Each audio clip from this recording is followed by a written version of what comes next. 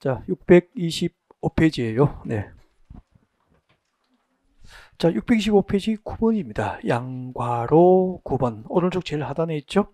자, 사업계획 승인 이행과 취소 등이 나와 있고요. 네, 공사 착수 진행할 때마다 읽어야 되겠죠? 밑줄 쭉 그십시오. 자, 주택법상 사업주체 제일 밑에 두 번째 줄입니다. 자, 주택법상 사업주체는 사업계획 승인을 받은 사업계획대로 주택건설 사업을 시행하여야 하고, 다음에 구분에 따라서 공사를 시작해야 한다라고 해서 책자를 넘기면은 착수 시기가 나와 있어요. 그래서 책자를 넘겨주세요. 넘기면은 626페이지 맨 위에 보면은 기업가 니은이 박산에 들어있을 거예요. 앞으로 묶어주시고 착수 시기가 됩니다. 착수 시기, 착공신고 시기라고 보시면 되죠. 그래서 착수 시기로 적으시고요. 암기를 해둬야 되죠.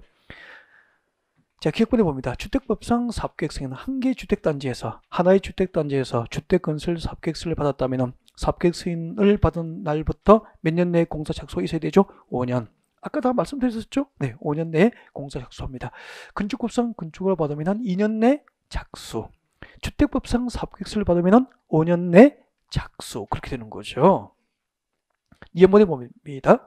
전국 공구별로, 자, 공구별로 분할해서 주택건설 사업계획서를 받았어요. 아까 우리 그 공동주택건설시대수가, 전지시대수가 몇 세대?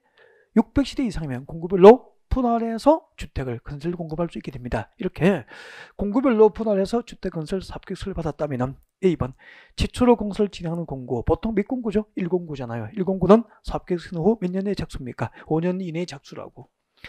이때는 기업가 니은번의 A에 해당하면은, 기업가 니은번의 A에 해당하면은 5년 내에 착수를 하지 않으면은 사업계획서 취소가 가능하죠.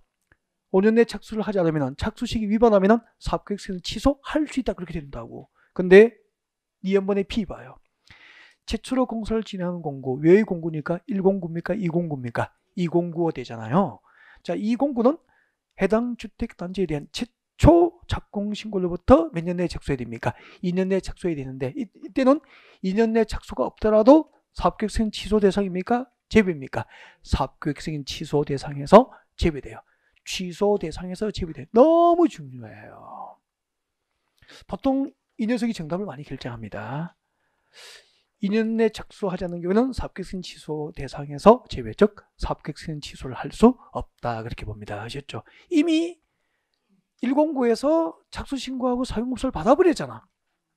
그래서 2공구는 2년 내 착수가 없더라도 사업계획 승인 전체를 취소할 수 있어? 없어? 없어. 1공구에 대한 착수가 이미 이루어졌기 때문에 그렇다고.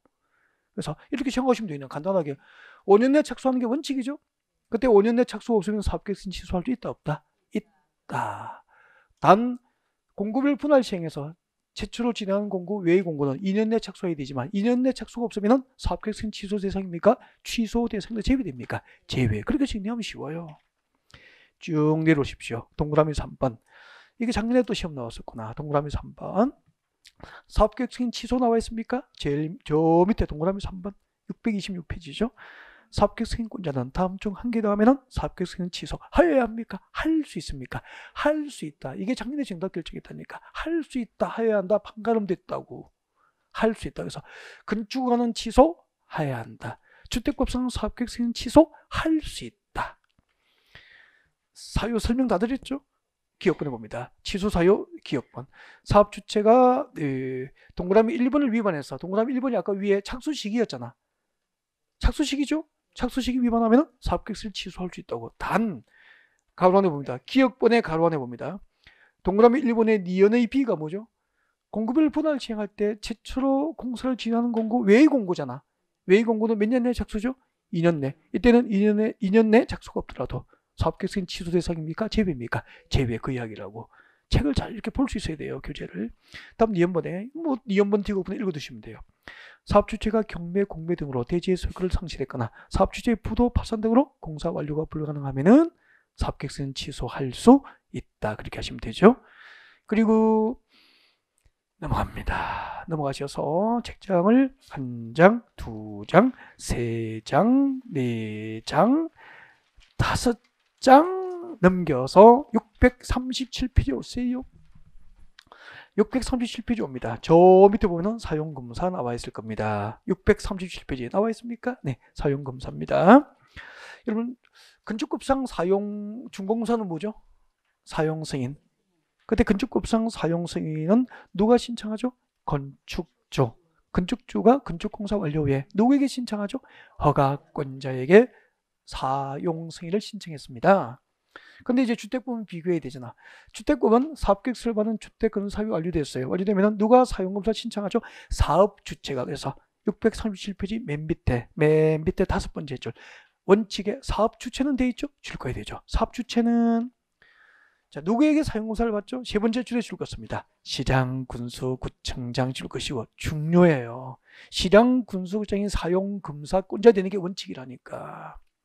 그래서 주택법상 주택건설 사업계획서를 받고 사업이 완료되면 그 건설 사업 주체가 시장, 군수, 구청장을 대상으로 사용검사를 받는 게 원칙이에요. 다만 괄호 안에 줄 것죠.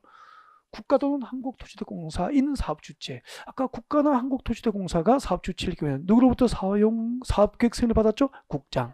그래서 국가 또는 한국토지대공사인 사업주체인 경우하고 줄 것이고 그 뒤에 기타 국토부장으로부터 직접 사업계획서를 받았다면은 전부 누구로부터 사용검사를 받아야 됩니까? 예외적으로 국장, 국토부장관이 사용검사권자 되는 거죠. 중요해요. 그러면은 우리 국토부 장관의 예외적으로 이제 사용검사권자 될 수 있는데 국토교통부로부터 사업계획서를 받았다면은 이제 국토부 장관으로부터 사용검사를 받아야 되잖아. 그래서 저를 잠깐 볼까요? 저 눈을 잠깐 봐주시고 아까 국토교통부장으로부터 직접 사업계획서를 받아야 할 대상이 앞쪽에 있었죠. 교재를 찾으면은 그분에게 뛰어갈 거예요. 지금 책상 위로 막 뛰어갈 거라고 이렇게. 그래서 저를 보고 이야기해요. 같이 외워보자고. 국가고 주택공사 맞죠? 두 번째가 뭐죠? 얼마? 면적이 330만 제곱미터 이상의 택지개발 사업하고 도시개발 사업을 추진하는 지역 맞습니까? 그리고 수도권과 광역지역에 긴급한 주택농해소 단어 외워야 되죠. 긴급한 주택농해소가 필요하거나 또 지역 균형 개발 외워야 되죠. 그리고 광역적 차원의 조정 그리고 국가 등 공공사업 주체가 몇 퍼센트 초과 출자? 50% 초과 출자한 부동산 투자에서는 국토교통부도 직접 사업계획서 받고 이렇게 국토교통부로부터 사업계획서 받았다면 사용검사도 누구에게 받아야 됩니까? 국토교통부도 직접 사용검사를 받아야 한다. 주택법은요. 7문제 나오죠. 5문제까지는 쉬워요. 거의 실수 없이 한 4, 5개를 잡아주면 돼요. 2문제는 A 이상 뭐 2문제를 욕심내면 힘들어요. 상당히 어렵게 내는 부분이 한두 문제 되거든요. 우리가 모의고사 이제 해설 시험이 끝나잖아요. 이제 해설 녹화를 하기 전에 이제 정답 발표할 때 공법이 제일 오래 걸려요. 공법은 법전을 저희들이 다 찾을 때 되고 그래. 한두 문제 때문에 함부로 정답을 공개를 못 해버리잖아요. 그러니까 한두 문제 때문에 선생님들도 굉장히 이제 막 이렇게 법전 찾고 논의도 해야 되고 막 그래요. 그 정도로 나온다고. 그러니까 까다로운 문제, 쉬운 문제, 나머지는 뭐 한두 문제 빼고 나면 저희들이 정답은 읽으면서 바로 내지만 한두 문제는 저희들도 고민하고 혼자 시험이면 틀리면 되는 거지만 공개는 틀리면 안 되잖아. 그래서 많이 논의 과정을 거쳐야 될 정도로 법전에 세세한 부분까지 나오고 하거든요.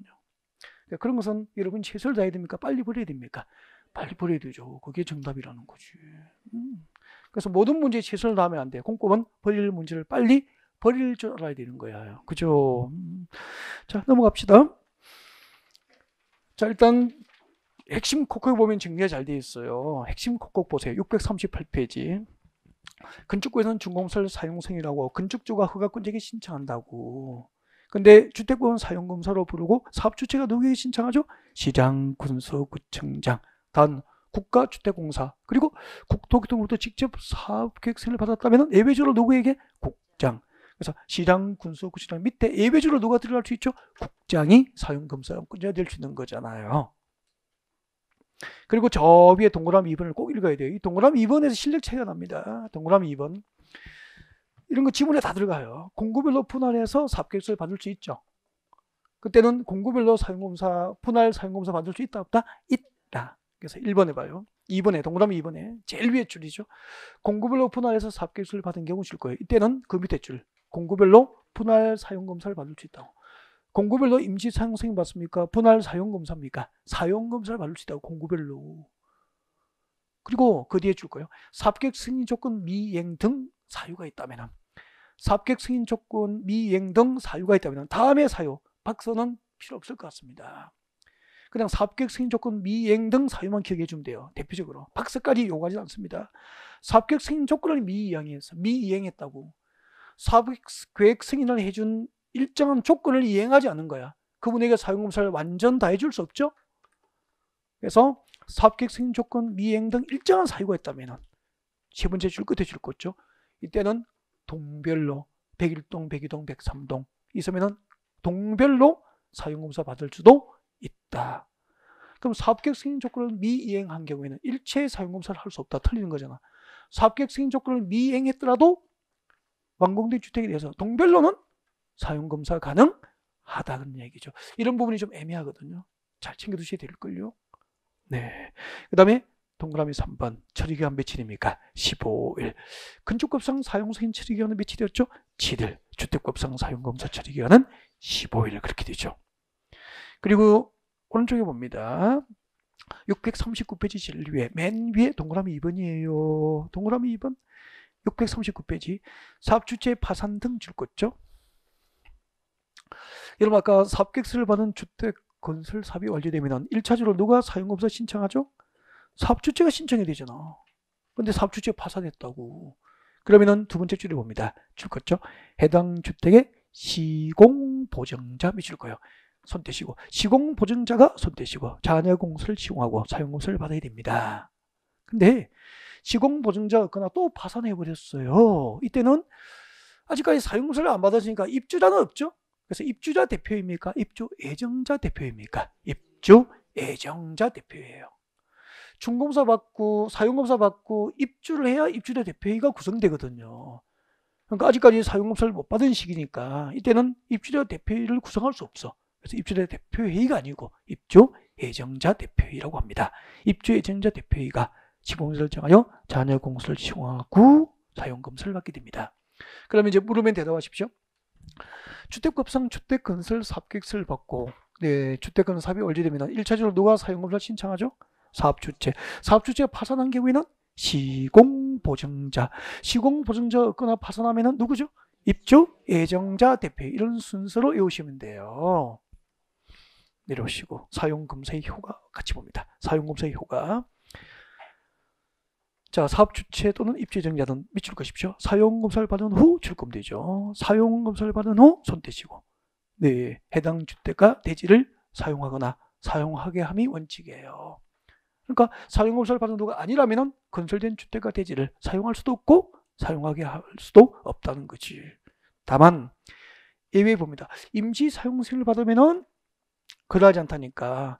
임시 사용 승인을 받으면은 그 사용검사를 받은 후가 아니어도 즉 사용검사 전 사용이 허용된다는 이야기잖아요. 그래서 밑에 핵심 콕콕 내려와요. 내려오면은 임시 사용 승인 신청 관련된 내용이 나와 있습니다. 네, 이거 꼭 암기들을 좀 하셔야 돼요. 1번이 제일 중요한 것 같아요. 임시 사용 승인 신청 시기 1번하고 그 다음에 3번을 꼭 좀 잘 정리를 해 두셔야 돼요. 해 두셔야 되는데 잠깐 좀 설명을 드릴게요. 잠깐 설명 좀 드릴까요? 지금 우리는 주택법상 주택건설 사업 절차를 하고 있고요. 자, 거기 임시사용승인을 신청할 수 있는 시기입니다. 시기. 임시사용승인을 법적으로 언제 신청할 수 있을까? 시기가 핵심이에요. 지금 여기서는. 언제 임시사용승인을 신청할 수 있을까? 1번에 봅니다. 주택건설 사업의 경우 맞습니까? 네, 줄을 꺼주십시오. 주택건설 사업이잖아요. 자, 주택건설 사업의 경우는 언제 임시사용승인을 신청할 수 있죠? 그렇죠. 동별로, 이거 동그라미 하십시오. 동별로 공사가 완료된 때. 주택건설 사업은 이렇게 오십시오. 동별로 공사 완료된 때. 이게 임시사용승인을 신청할 수 있는 시기예요. 그러면은 우리 주택법에서 건설된 주택은 주로 공동주택이 많잖아. 아파트잖아요. 그럼 보십시오. 아파트는 이렇게 집을 짓잖아. 여기 주택단지면은 자 101동, 102동, 103동 이렇게 이제 3개 동의 아파트를 짓습니다. 지으면은 이 3개 동 아파트 건설 사업을 위해서 사업계획서를 받겠죠. 한꺼번에. 그리고 원칙은 3개 동 공사가 다 끝나고 사업주체가 구청장으로부터 사용공사를 받고 사용공사 후에 입주해서 사용하는 거예요. 타인에게 전시해 놓고 사용하게 하든지 사용 금사후 사용이 원칙이죠. 근데 주택건설사업이죠. 아파트니까 아파트는 동별로 100일 동안 공사 먼저 끝났다고. 이때가 법적으로 뭐 할 수 있는 거죠? 임시사용승인을 신청할 수 있는 시기가 되는 거죠. 그러면은 공동주택의 경우에는 동별로 주택건설사업은 동별로 임시사용승인 공사 끝났을 때 임시사용승인을 신청하는 시기예요.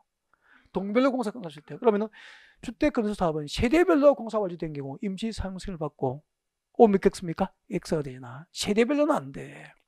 임시사용승인 신청 허용하는 시기는 세대별로가 아니고 뭐죠? 동별로 공사 완료인데 이거도 답을 틀리더라고. 세대별로 하면 또 틀리거든요. 근데 여러분이 틀릴 수밖에 없는 게 이렇게 나와 있어. 저 밑에 3번에 봐요. 639페이지 박스 안에 제일 밑에 3번에 보면은 그때 동별로 이제 공사 끝나면 임시사용 승인 신청했죠.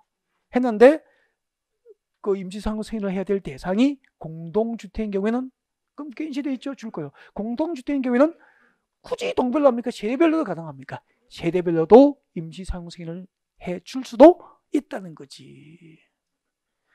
임시사용 승인 신청이 세대별로는 안 되죠.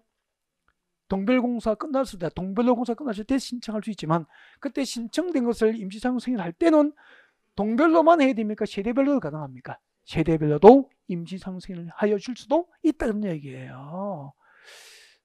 여기도 쏘가서 많이 넘어가지고 그러니까 별표해놓고 다 외웠는데 그렇게 세세하게 챙기지 못하면 틀리더라는 거잖아. 여러분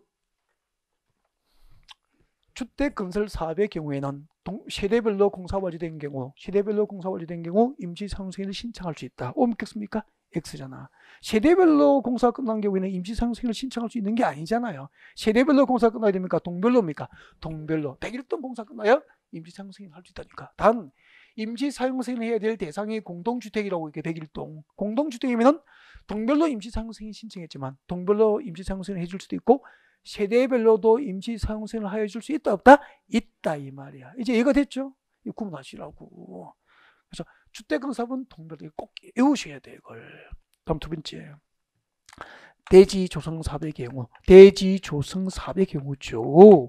대지조성사업의 경우에는 구획별 공사 완료된 때 구획별로 이걸 외우셔야 돼요. 구획별로 공사 완료된 때 임시사용 승인을 신청할 수 있다고. 그럼 대지를 조성하는 공사를 여기서 합니다. 여기서 하면은 넓으면은 효율적으로 공사하기 위해서 구획을 하잖아. 그러면은 여기 구획된 부분에 대한 공사가 끝나면은 이 구획별로 공사가 완료됐을 때 뭐 할 수 있다는 거죠? 임시사용 승인 받고 아파트를 먼저 지을 수 있는 거야. 그래서 주택공사업은 동별로 공사 완료됐을 때, 대지조성사업은 구획별로 공사 완료됐을 때, 그리고 그때 임시사용 승인을 해야 될 대상이 공동주택이라면은 임시사용 승인을 해야 될 대상이 공동주택이라면은 동별로입니까? 세대별로 가능합니까? 세대별로도 임시사용 승인을 하여 줄 수도 있다. 공동주택은 세대별로도 임시사용 승인을 하여 줄 수 있다. 공동주택은 세대별로 임시사용 승인을 신청할 수 있습니까? 아니죠. 동별로 공사 끝나면 신청하는데 임시사용 승인 할 때는 동별로도 할 수 있지만 뭐로도 가능하죠? 세대별로도 가능하다. 그렇게 보는 거라고. 그러니까 혼동하면 안 돼. 주택건설사업은 동별로, 대지조성사업은 구획별로, 그리고 임시사용 승인 대상이 공동주택인 경우에는 세대별로도 임시사용 승인은 가능하다는 얘기. 세 가지를 구분해서 암기해 두시도록 해요. 실수하지 않도록. 그 다음에 넘어가겠습니다. 주택법상 주택건설사업 절차에서 주택건설사업의 지원이라고 나와 있습니다. 642페이지인데요. 643페이지 봅니다. 643페이지 주택건설사업 지원에서 2번 토지 등의 수용과 사용 나와 있습니까? R 리딩. 토지 등의 수용과 사용 몇 번째 하는 거죠? 국토교육법상 도시군계획시설 사업에서 토지 수용 방식의 도시개발 사업 절차에서 토지 수용, 정비법상 재개발 사업과 주거환경 개선 사업에서 토지 수용, 오늘 주택법상 국민주택건설 사업을 위한 토지 수용 네 번째죠. 그래서 네 번째도 한번 읽어보시라고 있지. 네, 5, 6월에는 간단하게 설명이 있을 겁니다. 그 다음에 책장 넘깁니다. 넘겨서 644페이지 와요. 토지 매수 업무 등의 위탁 3번이 나와 있고 4번에 간선시설 설치와 비용의 상환이 나와 있습니다. 두 개 다 리딩 읽어두시고요. 문제집에서 다루게 될 거예요. 그래서 읽어두시는 게 좋아요. 네, 644페이지 맨 위에 3번 토지 매수 업무 등의 위탁 간단히 읽어드릴까요? 국가 또는 한국주택공사, 한국토지주택공사인 사업주체가 위탁의 주체가 됩니다. 위탁 주체. 국가 또는 한국토지주택공사인 사업주체는 손 떼시고 주택건설사업과 대지종 사업을 위한 줄것죠. 토지 매수 업무하고 손실보상 업무 이 두 가지가 위탁 대상이 되죠. 위탁 업무가 됩니다. 위탁할 수 있는 업무죠. 토지 매수 업무 그리고 손실보상 업무를 누구에게? 그 밑에 줄 관할 지방자치단체에게 위탁할 수 있다는 거죠. 여러분 토지 매수 업무나 손실보상 업무를 관할 자치단체에게 위탁할 수 있는 위탁의 주체는 누구죠? 국가하고 한국토지주택공사인 사업주체만 가능해요. 국가나 한국토지주택공사인 사업주체는 토지 매수 업무나 손실보상 업무를 관할 자치단체에게 위탁할 수 있고요. 위탁하면 위탁수수료가 있게 됩니다. 위탁수수료 진행할 때 읽어야 되죠. 읽어드립니다. 사업주체가 토지 매수 업무와 손실보상 업무를 위탁한 때는 그 토지 매수 금액과 손실보상 금액에 징수된 매수 금액과 손실보상 금액의 몇 퍼센트? 2% 범위 동그라미하고 2% 범위 안에서 위탁수수료를 관할 자치단체에 지급하게 됩니다. 그래서 주택법상 위탁수수료는 2% 범위에서 지급됩니다. 바로 2% 범위 앞에 적으십시오. 앞에다가 적으십시오. 도시개발법, 도시정비법, 도시개발법과 도시정비법 땡땡이. 여러분 도시개발법과 도시및중앙경정비부에서 위탁수수료는 몇 퍼센트? 4%. 4% 범위입니다. 4% 범위에서 위탁수수료가 위탁수수료를 내놓아야 됩니다. 도시개발법과 도시정비법은 위탁수수료 4% 범위, 주택법의 위탁수수료는 2% 범위. 비교해서 외우시라고 하죠. 문제풀이 할 때쯤 되면 이렇게 원래 외운다고. 내용 몰라도 돼요. 도시개발법은 정비법과 도시개발법의 위탁수수료 나오면 몇 퍼센트? 4%. 주택법의 위탁수수료 나오면 몇 퍼센트? 2%. 항상 비교해서 기억했으면 좋겠고요. 출제된 적도 있죠. 그리고 4번 내로입니다. 간선시설의 설치 및 비용의 상환이 나와 있고요. 제가 3번하고 4번 간선시설 설치와 비용 상환은 지금 별표였습니까? 그냥 리딩입니까? 리딩 읽어보시라고 그랬죠. 별표를 붙일 만큼 중요하진 않거든요. 그래서 혹시 개인적으로 별을 붙이시면 별을 파내고 그렇게 중요하진 않아요. 가볍게 보고 지나가셔야 되죠. 사업주체가 줄 것이십시오. 단독주택 100호, 공동주택 100세대 이상의 주택건설사업을 시행하려는 경우까지 줄 거예요. 단독주택 100호, 공동주택 100세대 이상 주택건설사업을 시행하려는 경우 줄 것이고 동그라미 1번, 밑줄 것이고 동그라미 1번. 그 뒤에 밑줄 거요. 16,500제곱미터 이상의 대지 조성사업을 시행하는 경우 밑줄 거 주세요. 16,500제곱미터 이상의 대지 조성사업을 시행하는 경우 밑줄 거 주시고, 자, 이 동그라미 1번과 2번이 주택법상 간선시설 의무 설치 대상이 됩니다. 의무 설치 대상이에요. 간선시설을 의무적으로 설치될 대상이 됩니다. 의무 설치 대상이 돼요. 100호 100세대 이상의 주택건설사업을 하거나 16,500제곱미터 이상의 대지 조성사업을 하는 지역은 간선시설 의무 설치 대상이 됩니다. 의무 설치 대상이 되죠. 그때 의무 설치, 간선시설 설치 의무자와 설치 대상 간선시설이 나와 있습니다. 표가 나와 있습니까? 이 표를 살짝 외우면서 지나가야 되죠. 예를 들면 표를 보세요. 밑에 표를 보세요. 도로 및 상하수 시설 찾으셨습니까? 자, 간선시설 중에서 도로와 상하수 시설의 설치 의무는 누구에게 있죠? 해당 지방자치단체 법상 설치 의무가 있어. 그러면 서울에서 100호 이상의 주택이나 100세대 이상의 주택을 집단적으로 건설하는 지역에 대해서 도로하고 상하수 시설에 대한 법상 설치 의무는 누구에게 있죠? 서울시에 있는 거예요. 그 얘기예요. 서울에서 16,500제곱미터 이상의 대지가 집단적으로 조성되고 있는 지역이 있다면 서울시에서 그 지역에 대한 도로하고 상하수 시설에 대한 법상 설치 의무가 있다는 거예요. 그리고 그 밑에 간선시설 중에서 전기, 통신, 동그라미 하십시오. 전기, 통신, 가스, 난방. 전기, 통신, 가스, 난방은 해당, 앞에 보십시오. 해당 지역에서 전기, 통신, 가스, 난방을 공급하는 해당 지역 공급자에게 설치 의무가 있습니다. 이럴 때는 해당 지역 공급자 그렇게 보면 되잖아요. 해당 지역의 공급자, 해당 지역에서 전기를 공급하거나 그리고 통신, 도시가스, 지역 난방을 공급하는 해당 지역 공급자에게 법상 설치의무가 있다는 거죠. 가장 돈 들지 않고 쉬운 우체통 설치의무는 국가에게 있어요. 국가에게 설치의무가 있습니다.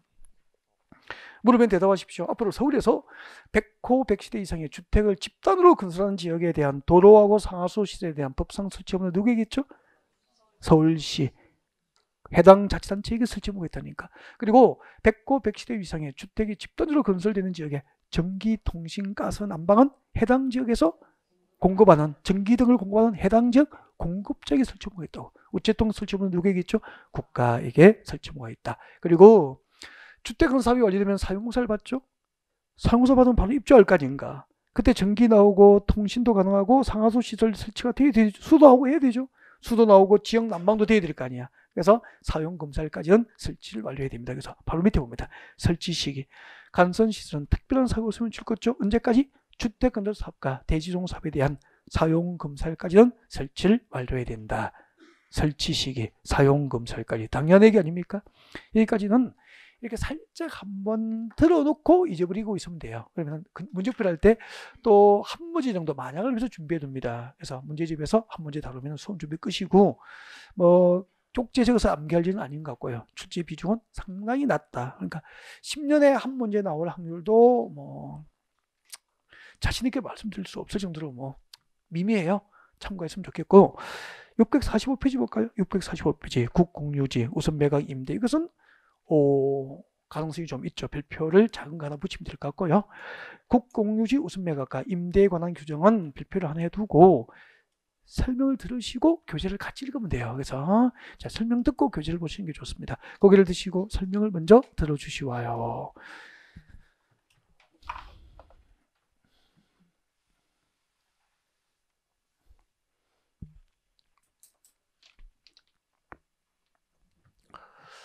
자, 간선시설 의무설치 대상 필기하지 마세요. 교재에 있는 내용 조금 더 줄거드릴게. 안 해도 돼. 그냥 들으면 돼, 편안히. 국가가 소유하고 있으면 국유지고 자치단체, 공공기관 등이 소유하면 공유지라고 하잖아. 이 국공유지를 매각을 하는 경우가 있겠지만 국공유지를 매각하거나 임대를 할 거예요. 국공유지를 매각하고 임대를 할 때 다음을 목적으로 하는 자에게 우선적으로 매각하고 임대해서 사업을 지원해 줍니다. 자, 무엇을 목적으로 하는 자에게 자, 살짝 외워요. 국민주택이 아니고요. 국민주택 규모입니다. 국민주택 규모. 그러면은 국민주택 규모니까 주거지구 면적 얼마 이하가 원칙이죠? 85 제곱미터 이하가 원칙이라고. 자, 국민주택 규모인 주택, 국민주택 규모 이하인 주택, 국민주택 규모 이하인 주택을 50% 이상 건설을 목적으로 하는 자에게. 그러니까 국민주택 규모니까 주거지구 면적 85제곱미터 이하인 주택을 전체 건설 시대수의 절반 이상, 50% 이상을 국민주택 규모 이하로 건설하는 거죠. 그러면 중대형 아파트 위주로 건설합니까? 중소형입니까? 중소형 아파트. 그러면 무주택 서민들의 내 집 마련 기회가 늘어날 수 있잖아. 그래서 국공유지를 매각하고 임대할 때 국민주택 규모 이하인 주택을 50% 이상 건설을 목적으로 하는 자에게 우선적으로 매각하고 임대해서 사업을 지원해 주는 거예요. 아니면은 주택조합입니다. 주택조합이 건설하는 주택건설, 주택조합이 건설하는 주택건설을 목적으로 하는 자, 이 둘 중 한 개에 해당한 자에게 국공유지를 우선적으로 매각하고 임대해서 사업을 지원해 주는 거예요. 근데 그 국공유지를 우선 매수 또는 임차한 자가 그날로부터 2년입니다. 2년 내에 국민주택 건설도 하지 않고 건설 목적의 대지도 조성하지 않는 거예요. 대지도 조성하지 않아. 냅둬야 됩니까? 조치해야 됩니까? 조치. 그래서 이때는 우선 매각했다면 환매 조치해버려요. 우선 매각 시 무슨 조치한다고? 환매. 매각할 때 대금을 받았겠죠? 그 받은 매각 대금을 지급해버리고 소유권을 다시 빼앗아가버립니다. 그래서 우선 매각했다면 환매 조치해버리고요. 우선 임대했다면 그 임대 계약을 취소해버릴 수 있다는 거죠. 임대 계약을 취소할 수 있다. 읽어드릴게요. 이해됐으면 지나갈 때마다 교재를 읽고 지나가면 됩니다. 교재 오세요. 645페이지죠. 국가 또는 지방자치단체는 그가 소유하고 있는 토지, 이걸 무엇이라고 했죠? 국공유지라고 했잖아. 국가나 자치단체는 국공유지를 매각하고 임대할 때 다음 중 하나의 목적 박스안에 목적이 나와 있습니까? 박스안에 1, 2, 3번 묶고요. 앞에다가 목적이네, 목적. 목적. 국민주택 규모 밑에 적어 있습니까? 85제곱미터 이하라고. 원칙이 85제곱미터 이하잖아. 그래서 국민주택 규모 이하인 주택, 국민주택 규모의 주택을 50% 이상 건설을 목적으로 하거나 주택조합의 건설은 주택 건설을 목적으로 하거나 그 동그라미 1번과 2번에 해당하는 주택 건설, 동그라미 1번과 2번에 해당하는 주택 건설을 목적으로 대지 조성을 목적으로 하는 자에게 우선적으로 다시 올라갑니다. 국공유지의 매수나 임차를 원하는 자가 있다면 그 자에게 우선적으로 국공유지를 매각에 임대해서 사업을 지원해 주는 거예요. 내려와요. 국가 또는 자치단체는 국가 또는 자치단체로부터 국공유지를 매수하거나 임차를 한 자가 줄 거 주십시오. 그 매수일 또는 임차로부터 몇 년? 2년 내에 국민주택 규모의 주택이나 조합주택 건설도 하지 않고 그 건설 목적의 대지도 조성하지 않는다면 우선 매각 시 무슨 조치하죠? 환매 조치 동그라미. 우선 임대했다면 임대 계약을 뭐 할 수 있죠? 취소할 수 있다. 그래서 이런 부분은 복습할 때 오래 머물지 마십시오. 이런 부분은 1분 이상 머물 필요가 없다는 생각이에요. 그래서 이해되면은 한 1, 2분, 한 2번 정도 반복해서 읽고 바로 지나가 버려야 돼. 이걸 쪽지에 적고 요약하고 그럴 가치는 없어요. 읽고 지나갔으면 좋겠고, 알겠죠? 이런 부분은 필기 요약하지 말라는 거죠. 시간 오래 걸려요. 넘어갑니다. 6번 환지방 세우한 도시개발 사업으로 조성된 대지의 활용이 나와 있는데 6번도 별표를 하나 하시고요. 간간히 출제해야 돼요. 쉬워서 이것도 필기가 필요 없거든. 그래서 설명은 일단 배경 지식은 깔아드려야 되니까 설명을 좀 듣고 교재를 같이 읽으면서 미줄 거면 수험 준비 끄세요. 그래서 고개를 드시죠. 고개 드시고 앞에 집중하시고 시작합니다. 알았어. 시작해봐. 네. 시작할게요.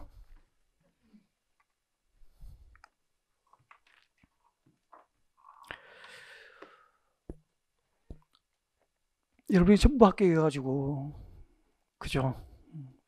근데 합격의 느낌 필이 충분하다니까 지금 3, 4월 되니까 이런 실력이 부쩍 많이 늘어서 상당히 기분이 좋고 괜찮아요. 네. 정상적으로 잘 가고 있는 겁니다. 잘 가고 있는데 모의고사 점수는 잘 안 나오죠. 아직 정상이라 그랬잖아, 그죠? 8말 정도 되면은 여러분의 모의고사 점수가 여러분의 합격 여부를 판단하는 그때부터 의미가 있는 점수가 돼요. 8월 말 목표 몇 점이죠? 50점을 넘어서자 공법. 8월 말 기준 50점 넘어서면 돼요. 충분해요. 그래도 9월, 10월 그죠? 한 2달 정도, 약 2달 정도를 스퍼트를 하잖아. 그때 점수가 평균 한 20점씩 올라가거든요. 70점대 이상의 점수로 실력으로 이제 들어가시면 돼요. 그래도 공법 70점대 이상의 실력으로 들어가지 떨어서 실력 발휘 못하는 분도 있거든요. 그래도 최악의 경우 50점대는 맞아서 나와요. 그러면 살아서 들어오는 거예요. 최악의 경우 40점만 넘어도 살아 돌아오잖아. 우리의 목표는 네, 살아 돌아오는 게 목적이죠. 살아서 들어오는 거죠. 목표는. 자, 봐주세요. 우리 주택부에서 이렇게 공부했잖아. 도시개발법. 여보세요? 도시개발법에서 삽전 토지를 무엇으로 불렀죠? 종전토지나. 종전토지, 이게는 100번지입니다. 도시개발 삽전 100번지. 많이 들었던 이야기입니다. 면적이 1000제곱미터였죠? 1000제곱미터가 갑의 농지였잖아요. 도시개발이 끝나고 100번지 농지 소유자 갑돌이에게 도시개발이 끝나고 여기에 200번지 조성된 택지 500제곱미터를 환지로 교부해 줍니다. 100번지 농지 대신에 도시개발이 끝나고 200번지 조성된 택지 500제곱미터를 갑에게 500제곱미터 갑에게 환지 처분해 준다 이 말이에요. 갑에게 환지를 정하지 않은 토지가 얼마 남았죠? 500제곱미터. 그 나머지 500제곱미터는 201번지에 있습니다. 201번지에 있고요. 이 500제곱미터는 규약 정관 실시 계획이 정하는 목적 달성을 위해서 이 500제곱미터는 환지를 정하지 않고 보류를 했습니다.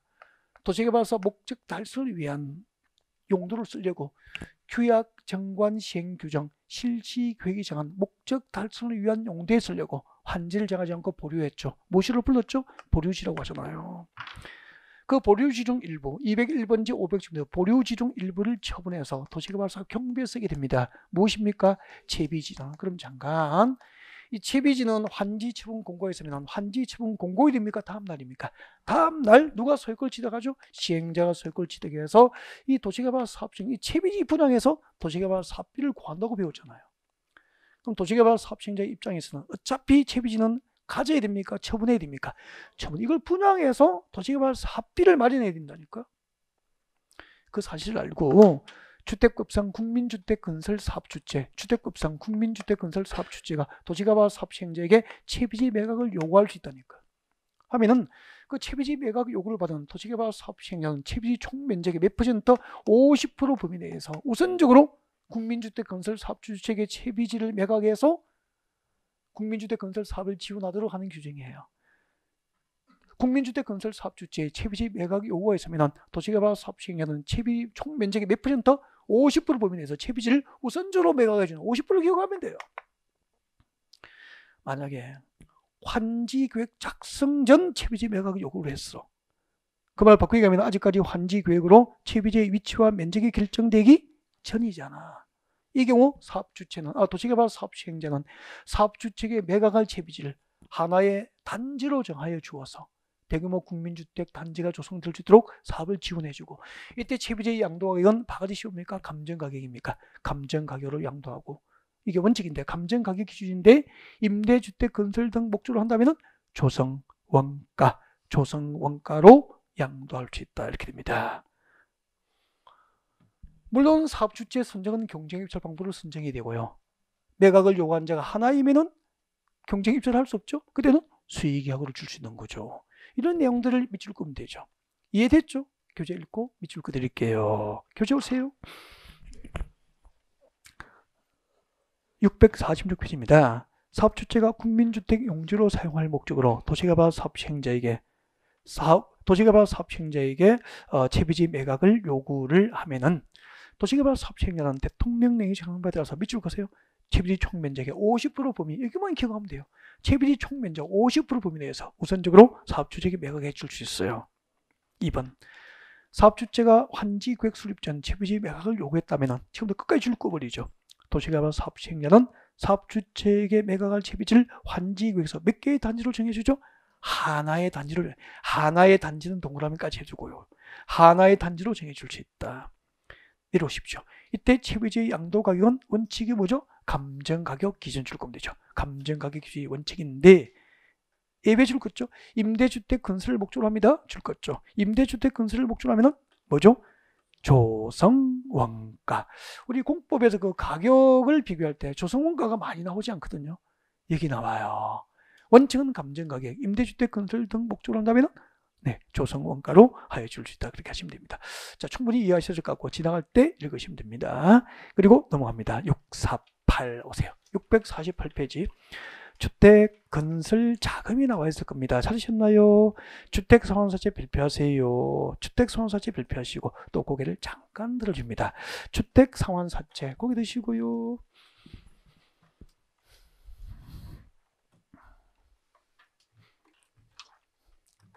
아침에 출근할 때 너무 기분이 좋은 거예요. 저는 오늘 대체 공휴일을 미처 생각지 못한 거예요. 가만히 생각하니까 오전 수업만 있는 거예요. 그러니까 저도 저녁이 있는 삶을 오늘은 즐기게 됐잖아요. 너무 좋은 거야. 그래서 아침에 출근하는데 자꾸 웃음이 나와서 미안해요. 너무 좋은 거예요. 그때 오후에 특강도 있었잖아. 늘 하루 11시간씩 막 이렇게 계속 하다가 지난주까지 일주일에 한 4일을 11시간 했거든. 그러니까 거기다가 뭐 모의고사 출제해야지, 문제지 교정 봐야지, 뭐 오늘 교정지를 한 가방 메고 왔거든. 교정도 다 봤어. 이제 오늘 오후부터 할 일이 없어요. 너무 좋은 거야. 모처럼.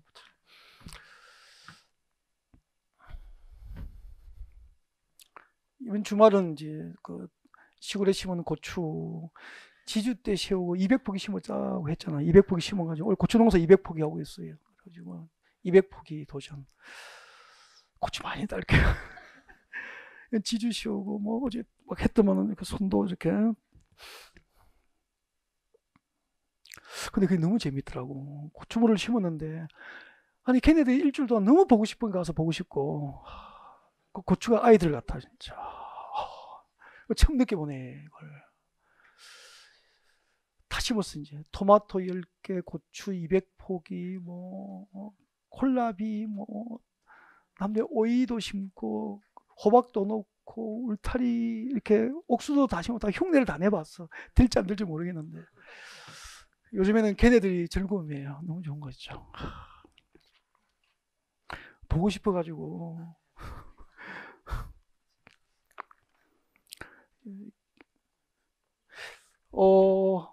주택상환사채 봐주세요. 주택상환사채. 잠깐만요.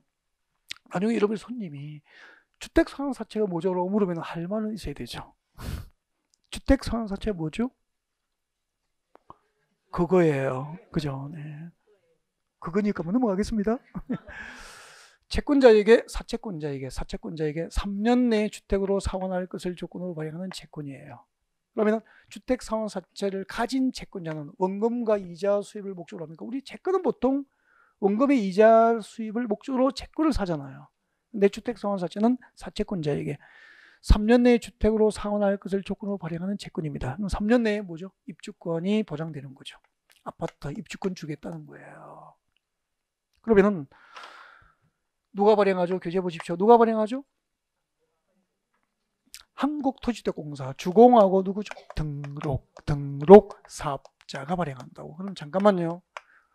우리가 등록 사업자는 이렇게 배웠죠. 개인과 민간법인. 개인과 민간법인이 연간 단독주택 몇 호? 20호. 공동주택 20대 이상 주택 건설을 목적으로 하면은 주택 건설 사업자를 등록을 해야 되거든. 그 등록한 개인과 민간법인이 무엇이 되는 거죠? 등록 사업자가 돼요. 그러면은 봐요. 이 주택공사하고 등록사업자가 주택상환사채를 발행하면은 거기서 끝나는 게 아니고 3년 내에 주택으로 상환해서 채권자에게 갚아줘야 되는 거죠. 그 아파트를 건설할 수 있는 시공능력이 있어야 되죠. 주택공사는 시공능력이 입증됐죠. 국가 공급이니까 안 갚을 이유도 없고 믿을 수 있지만 개인은 시공능력이 있습니까? 없습니까? 없잖아요. 그래서 개인은 등록사업자여도 주택상환세를 발행할 수 없고요. 또 민간법인도 법인 나름이니까 모든 건설회사가 아파트 시공 능력은 없잖아요. 그래서 법인으로서 일정한 요건을 갖추는 보증을 받고 플러스 보증을 받고 그리고 일정한 시공 요건을 갖춰야 되죠. 법인으로서 다음 요건을 갖춰야 된다. 자본금 5억 이상, 건설산업기본법상 건설업자 등록할 것, 3년간 연평균 주택건설 실적이 300호 이상은 될 것. 이런 요건을 정하게 된 거예요. 왜 우리가 발행자를 외우고 등록사업자는 보증을 받고 그리고 시공 요건을 법으로 정했는지 이해가 됐죠? 그럼 요건을 외울 수 있게 된 거잖아. 이제 그제 보시면 되는 거죠. 그래서 주택상환사채가 뭐죠라고 손님이 물어보면 네, 사채권자에게 3년 내에 아파트 입주권을 교부할 것을 조건으로 발행하는 채권입니다. 그렇게 하면 돼요. 아셨죠? 그러면은 3년 내 입주권이 보장되니까 이것도 프리미엄 P가 붙으면 이 주택상환사채도 양도양수를 프리미엄 붙여서 하겠죠. 그래서 이것을 양도양수 못하도록 나중에 주택공급질서 교란행위라고 보아서 주택상환사채는 양도양수가 금지된 증서 중 하나가 된다. 이렇게 연결된다고. 그러니까 개요에 대한 이해가 있어야 그렇게 연결이 되거든요. 네, 개요 설명드린 거고 이제 교재로 며칠 것이면 되지 뭐. 발행자 한국토지대공사와 등록사업자가 발행합니다. 당연히 외워야 되고요. 이럽니다. 등록사업자의 발행요건입니다. 발행요건. 등록사업자는 제일 두 번째 줄 끝에 봅니다. 그냥 발행입니까? 주택도시보증공사 등으로부터 보증을 받아야 됩니까? 보증을 받은 경우만 발행할 수 있다. 그 이유는 알고 있죠. 사채권자에게 아파트 입주권 교부를 하지 않고 부도 낼까봐 보증을 받게 한 거잖아요. 그리고 발행 규모도 제한받습니다. 등록사업자 동그라미. 등록사업자가 주택상환세를 발행할 때는 줄 것죠. 최근 3년간 연평균 주택건설 호수 이내로 발행 규모 제한을 받게 되고요. 그리고 등록사업자가 주택상환세를 발행하기 위해서는 다음 요건을 갖춰야 되는 거죠. 시공능력이에요. 다음에 요건을 갖춘 시공능력이 있어야 되는 거죠. 꼭 외워야 됩니다. 줄 것죠. 자본금 얼마? 5억 이상. 개인입니까? 법인입니까? 법인. 법인으로서 자본금 5억 이상일 것. 그리고 건설산업기본법상 줄 것죠. 건설업 등록을 할 것. 그리고 3년간 연평균 주택건설 실적이 몇 호? 100호 이상일 것. 3년간 300호 이상일 것. 딱 그렇게 오는 거라고. 그리고 오른쪽에 발행 방법 여러분이 읽으시면 될 것 같고 발행 절차 봅니다. 발행 절차 동그라미 1번 두 번째 줄을 봅니다. 동그라미 1번 두 번째 줄. 자, 주택상환사채를 발행하는 자가 주택상환사채를 발행할 때는 발행계획을 수립하고 누구로부터 승인받죠? 국장, 국토부 장관으로부터 승인을 받습니다. 이게 발행 절차가 되는 거예요. 그 위에 적을까요? 바로 그 위에 적으십시오. 옆에 빈 공간에 적어도 괜찮고 필기하십시오. 참고로 불러드린 거니까 빨리빨리 적어야 됩니다. 준비됐습니까? 받아 적으세요. 네, 준비됐나요? 1번 토지 상환 채권 적으십시오. 토지 상환 채권.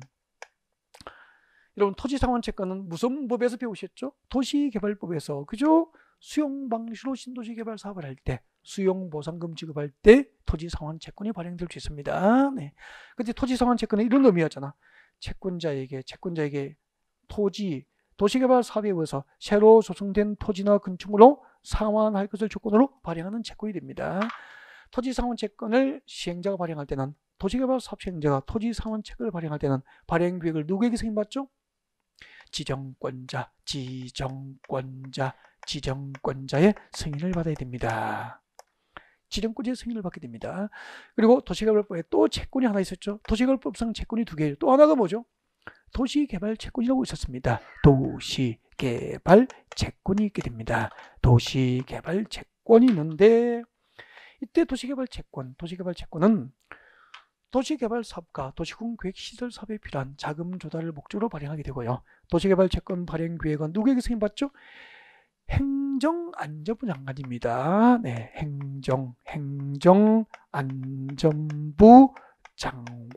행정안전부 장관의 승인을 받는 거죠. 금방 주택법상 주택상환사채 발행 계획은 누구에게 승인받죠? 국장. 다 다르죠. 토지상환채권 발행 계획은 지정권자의 승인. 도시개발 채권의 발행 절차는 행정안전부 장관으로부터 발행에 관하여 승인을 받습니다. 행정안전부 장관의 승인. 그리고 주택법상 주택상환사채는 국장의 승인. 승인권자 다 다르죠. 그러니까 같이 오는 게 좋죠. 비교를 어차피 하셔야 되니까. 그래서 옆에 살짝 메모해 놓고 지나갈 때 같이 암기를 하세요. 그리고 내려오시고 5번 내려오세요. 양가로 5번. 주택법상 주택상환사채 상환기간은 몇 년을 초과할 수 없다? 3년을 초과할 수 없다. 그래서 아까 사채권자에게 몇 년 내에? 3년 내에 주택으로 상환해서 갚아야 된다고 말씀드린 거예요. 그래서 채권자에게 3년 내에 주택으로 상환할 것을 조건으로 발행하는 채권이 뭐죠? 주택상환사채라고 개요를 정해 본 거고요. 그리고 동그라미 2번 봅니다. 원칙적으로 주택상환사채는 양도, 중도 해약을 할 수 없다. 밑에다 적으십시오. 원칙이라고. 주택상환사채는 원칙적으로 양도하거나 중도 해약이 금지되어 있습니다. 다만 예외적으로 해외 이주 등 일정한 사유가 있으면 양도나 중도 해약이 허용되죠. 허용되는 경우가 몇 가지 있죠? 3가지. 기역, 니은, 디귿. 허용되는 경우 적어놓고 읽으십시오. 문제풀이 할 때 다 다루게 돼요. 그리고 동그라미 3번. 주택상환사채는 3년 내에 주택으로 상환하는 게 원칙이지만 주택 대신에 현금 상환도 가능하죠. 동그라미 3번 읽어둬야 됩니다. 주택으로 상환하는 게 원칙이지만 현금으로 상환할 수 있다 없다? 있다는 점을 읽어둬야 되잖아. 제일 밑에 줄. 주택상환사채는 3년 내에 주택으로 상환함이 원칙이지만 현금 상환이 가능합니다. 이런 거 읽어두셔야 되고 넘어갔습니다. 제일 위에 6번 동그라미 2번 별표. 제일 중요한 것 같습니다. 발행 조건이죠. 제일 위에 동그라미 2번, 맨 위에 동그라미 2번 발행 조건 읽어드립니다. 자, 그 줄 끝에 봅니다. 주택상환사채의 명의 변경 동그라미예요. 주택상환사채의 명의를 변경하는 방법입니다. 명의 변경 방법은 새로 취득하는 자의 생명과 주소를 채권에 적습니까? 사채 원부입니까? 사채 원부에다가 주택상환사채 발행 원부, 사채 원부에 새로 취득한 자의 주소와 성명을 적는 방법으로 명의 변경이 이루어지는 거죠. 그렇죠. 주택상환사채의 명의 변경 방법은 취득하는 자의 성명과 주소가 채권에 기록되어야 됩니까? 사채 원부입니까? 사채 원부에 취득자의 성명과 주소를 적는 방법으로 명의 변경이 이루어져요. 이게 명의 변경 방법이에요. 그리고 줄 것죠. 취득자의 성명을 이번에는 사채 원부입니까? 채권입니까? 채권 동그라미. 채권에 기록하지 않으면 발행자나 제3자에 대해서 대항할 수 없게 됩니다. 대항 요건을 갖추기 위해서는 취득자의 성명이 어디에 기록되어야 되죠? 채권. 명의 이전 방법은 취득자의姓名과 주소를 어디에 적어야 되죠? 채권에 적습니까? 사채 원부입니까? 사채 원부 구별해야 되는 거 아니에요? 7번, 8번 묶어주세요.